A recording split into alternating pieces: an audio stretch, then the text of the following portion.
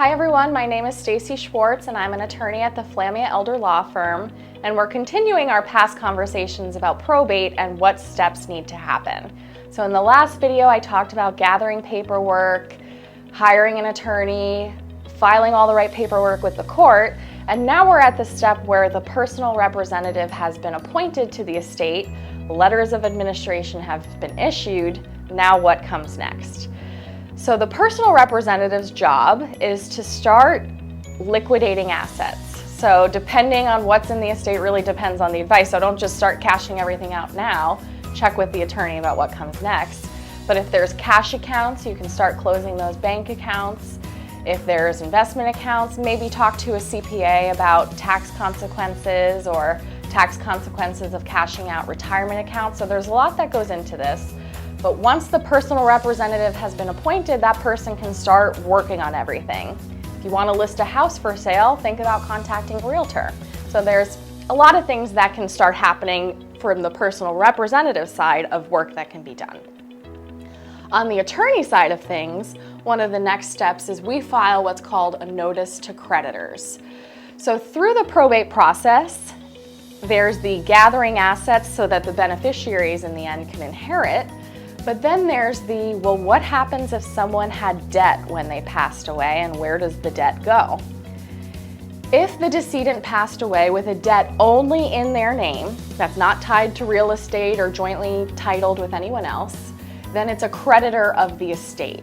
The decedent is no longer alive, so the creditor is a creditor of their estate when they're gone. Check with your attorney about what bills need to be paid and what doesn't need to be paid. But in general, the bills have to go through the probate process. So the attorney will file a notice to creditors and publish a notice in the newspaper to put creditors on notice. The attorney also has to notice any known creditors. The personal representative has to start looking through mail and looking through emails if they have access to it to try and find any reasonably known or ascertainable creditors. Because we publish the notice in the newspaper, but we also have to notice anyone that you knew or reasonably should know about. So if there are medical bills that are coming in the mail, credit card bills, anything like that, they have to be noticed during the notice to creditor time period. It's a 3-month time period. So once that's filed, there's a 3-month time period for creditors to come forward and make a claim against the estate. So let's say, for an example, a medical bill. There's a medical bill for $100. You know about the bill, so the attorney's office will send them a notice of the creditor period and give them an opportunity to make a claim. They might make a claim immediately and say, yes, we are owed this debt. The attorney's office will check with the personal representative to make sure it's a valid debt. If it is, okay, they're in line in the estate to get paid back.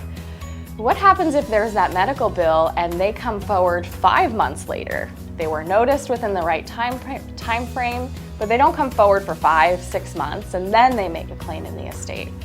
Well, the law says if they were properly noticed and they don't make a claim within the time period, unfortunately they are not a valid creditor. Well, unfortunately for them, they're not a valid creditor and their claim is not a valid claim. So the attorney will take steps to take care of that, but it really comes down to that 3-month time period.